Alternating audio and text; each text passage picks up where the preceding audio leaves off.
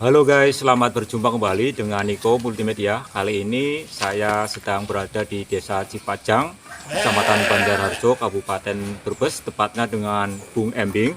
Beliau ini adalah peternak sapi dan saya akan bertanya seputar ternak yang Bung Embing kelola ini atau budidaya.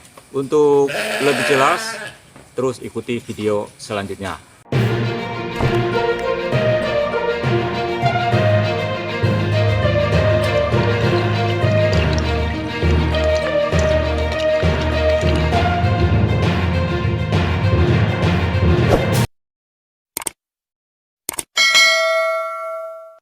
Sahabat Niko Multimedia, ternak sapi yang Bung Embing kelola ini selain pengemukan juga pembibitan.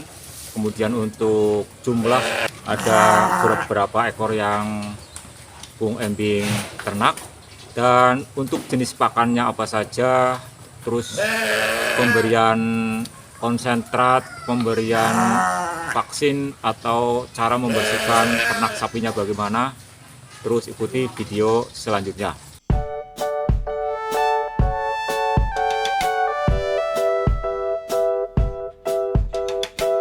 Kalau untuk proses pemeliharaan sendiri, saya itu berjalan tahun ketiga untuk usaha pribadi penggemukan sapi ini. Tapi kalau untuk untuk saya mengurus kelompok sapi itu udah 11 tahun berarti. Untuk pemeliharaan berarti boleh dikatakan kalau untuk usaha sendiri berarti 20% pembibitan atau breeding, berarti 80% saya penggemukan. Jadi penggemukannya itu berarti targetnya momen Idul Adha. Untuk kepemilikan sapi secara pribadi untuk sekarang baru sekitar 15 ekor lah. Tapi kalau untuk kelompok yang saya bina itu berarti hampir 40 ekor berarti. Itu 50% pembibitan, 50%-nya penggemukan kalau untuk kelompok. Untuk pemberian sapi kita dilakukan berarti satu hari itu 2 kali. Berarti pagi jam 7 itu kita ngasih sarapan, terus sama sore sekitar jam 3 1 kali dengan porsi makan itu berarti konsentrat sama hijauan. Untuk pemberian porsinya itu kita dibagi menjadi 2 pola ya, karena untuk pembibitan itu polanya 20% konsentrat, 70% hijauan. Kalau untuk penggemukan kita berarti 50% hijauan, 50% konsentrat. Kalau untuk kandang saya sendiri ini karena kita digabung dengan gudang pakan, ya berarti sekitar 28 kali 7. Ini kebetulan bukan plesteran mas, kita pakainya paping. Dalam artian kita menggunakan paping itu satu biar nggak terlalu licin, yang kedua biar air itu agak meresap ke bawah juga gitu, air kencingnya terutama. Itu kita membersihkannya itu satu hari 2 kali mas, berarti pagi sama sore. Jadi pagi itu kita membersihkan kotorannya, yang kedua ya berarti kita sambil ya kalau yang untuk jantan itu kita dimandikan berarti. Kalau untuk sorenya berarti kita membersihkan kotorannya. Dimandikannya biasanya rutin tiap hari mas. Sementara ini sih kita untuk posisi pengolahan kotorannya belum dilakukan ya, karena keterbatasan tempatnya belum disediakan. Ya sementara kita cuma di itu aja ya dibuang. Nanti kalau pas musim kering, pas sapi kosong kita dibuang. Ya dibuangnya tapi ke sawah gitu. Ya kebetulan kalau untuk tenaga kerja dengan kita pelihara sebanyak 15 ekor, kita itu menggunakan 1 tenaga kerja, 1 orang berarti. Karena dengan 1 orang itu dia masih bisa mengcover gitu. Karena kita ada pemberian konsentrat, jadi otomatis kebutuhan hijauannya nggak terlalu banyak. Di samping itu untuk hijauannya sendiri kita mempunyai kebun hijauan, kebun rumput, berarti rumput pakcong maupun rumput liar, rumput lapangan. Berarti kalau untuk biaya perawatan, berarti ya biaya pemeliharaan, kalau dihitung secara rata-rata kita per hari itu berarti sekitar 15.000 sampai 20.000. Berarti kalau ketemu 1 bulan itu kita per ekor itu bisa di angka maksimal di angka 600.000. Itu sudah tercover berarti biaya tenaga kerja, biaya pakan, berarti konsentrat sama hijauan, sama biaya lainnya kayak model listrik sama air. Ya berarti sekitar 15.000 per ekor konsentrat sama hijauan. Ya kebetulan kita ada rekanan yang dari temen satu angkatan lah pas dulu kuliah, jadi kita ibaratnya nggak pengen posisi ribet, ya kita akhirnya sistemnya beli aja gitu. Yang kedua paling kita untuk meminimalisir biaya dari biaya konsentrat itu ya kita mencampur dengan bahan baku yang ada di sekitar kita, contoh kayak model bedak atau bekatul ya. Karena potensi di sini banyak ya akhirnya sana konsentrat ya kita campur dengan konsentrat untuk meminimalisir biaya. Kalau untuk sapi ya kategorinya itu salah satu hewan yang kategori tidak mudah terkena penyakit, tapi kalau untuk masuk bisa saja, terutama biasanya muncul gejala penyakit itu kalau sapi itu berarti di musim penghujan. Jadi ada yang namanya biasanya yang rutinan itu namanya penyakit BEF. Berarti kalau lebih ininya sih jadi demam 3 hari yang disebabkan karena satu bisa karena gigitan nyamuk atau karena gigitan lalat gitu. Permasalahan tentunya ada saja ya. Jadi biasanya kalau kita sebagai peternak pemula ya kita di tahun pertama sama kedua itu ya permasalahan itu muncul. Contoh kayak permasalahan kita dari pembelian bibitan, kita permasalahan dalam penjualan, karena tentunya kita dalam usaha beternak itu di awal itu kita posisinya tahapan belajar gitu. Akhirnya permasalahan di awal itu biasanya ya kecenderungannya di situ. Jadi kita pencarian bibitan, kita masih proses pemeliharaan dalam artian kita belum menemukan apa namanya ya komposisi pakan yang bagus gitu. Yang kedua ya kadang kita dari segi penjualan ya kita belum tahu marketnya atau posisi link-link di sekitaran kita itu, akhirnya daya beli bisa murah. Oh ya kalau untuk ciri-ciri sapi yang kita bagi dua ya, kita berarti ciri-ciri yang betina bakalan betina sama bakalan jantan, tentunya kan ada perbedaan. Kalau untuk secara umum itu secara fisik baik jantan maupun betina, satu bisa kita dilihat dari kakinya. Satu, kakinya itu lurus.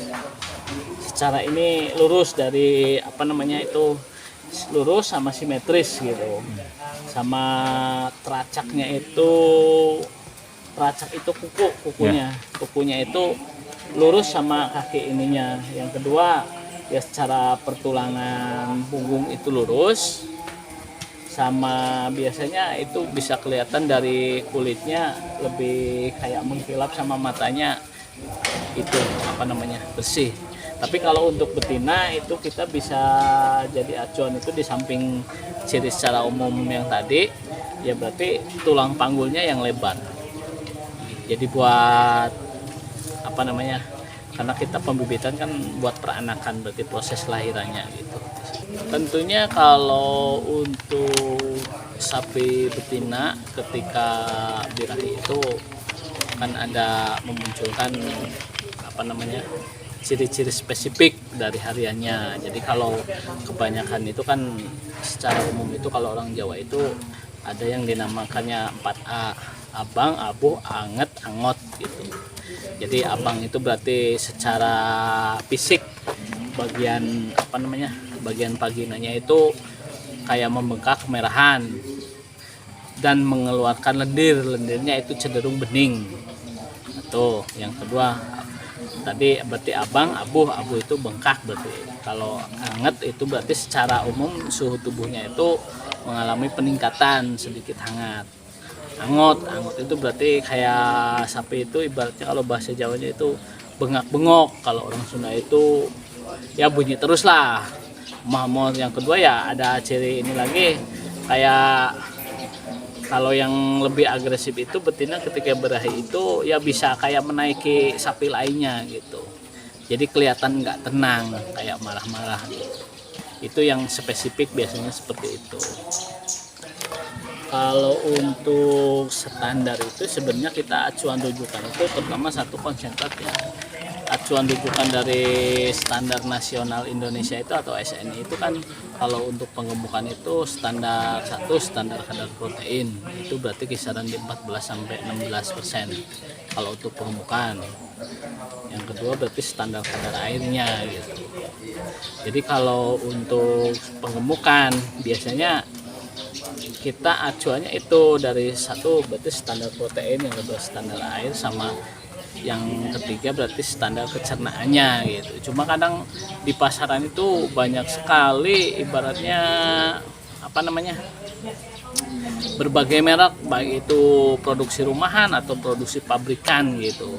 Tentunya kita secara kasat mata itu cuma bisa menilai secara psikologis, jadi secara fisik aja gitu. Tapi nanti secara evaluasinya biasanya kita diketahuinya setelah kita sebagai posisi peternak itu diketahuinya setelah dimakan sapi. Kita bisa dilihat kualitas konsentrat ini bagus tidaknya, itu berarti satu dari si ternak itu suka enggak gitu. Jadi ketika dikasih konsentrat itu dia itu langsung tertarik, langsung mencium aromanya, langsung makan. Ketika sudah posisi dimakan nanti bisa kelihatan dari kotorannya. Semakin bagus tingkat kecernaan pakan, intinya konsentrat gitu, berarti tampilan kotorannya nanti ibaratnya lebih kering, sama tidak ada bahan-bahan dari konsentrat tadi yang masih keluar dalam bentuk utuh dalam bentuk di kotorannya gitu. Biasanya seperti itu kalau untuk menilai konsentrat itu bagus tidaknya, itu setelah dimakan keluar kotoran, nanti kita evaluasinya berarti kalau udah beberapa hari kita ditimbang itu terjadi peningkatan bobot badan enggak gitu. Kalau untuk vaksin ya selama ini kita belum melakukan, walaupun sekarang ini lagi ramai isu wabah penyakit PMK, tapi ya kita untuk vaksin belum, baik itu vaksin antrak ataupun vaksin PMK kita belum pernah melakukan. Kita baru sebatas ya paling pemberian jamu, terus paling pengobatan biasa gitu sama vitamin paling. Untuk pencegahan aja. Kalau vaksin itu kami berarti saya belum melakukan. Kita standarnya pakai bobot badan, jadi kita acuannya berarti kalau untuk momen sekarang itu kebetulan di saya itu sudah ada sedia timbangannya. Jadi kita ibaratnya menjual dalam bentuk satu ekor itu ada ukurannya. Kita bukan menaksir tapi mengukur gitu. Jadi umpamanya sapi satu ekor ini bobotnya 400 dengan harga pasaran untuk hajian lokal wilayah sini 65.000, ya tinggal dikalikan aja gitu. Jadi akhirnya dengan kita menyediakan timbangan, jadi kita lebih mudah mengukur. Ketika mudah mengukur, akhirnya kita bisa ibaratnya bisa menghitung ukuran kira-kira ini nanti jadi dagingnya berapa, jadi tulangnya berapa gitu. Jadi kita itu berdasarkan ukuran, bukan takaran.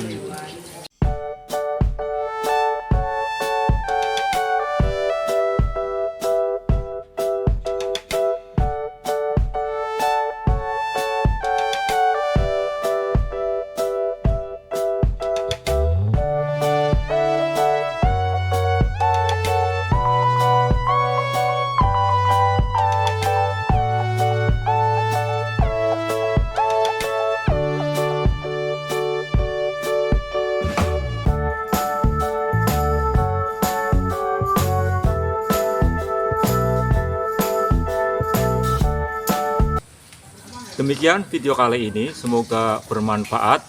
Terus dukung channel YouTube kami dengan cara subscribe dan bagikan video-video kami, tekan tanda lonceng sehingga nantinya sahabat Niko Multimedia bisa mendapatkan notifikasi terbaru dari video-video terbaru kami. Terima kasih, salam Niko Multimedia.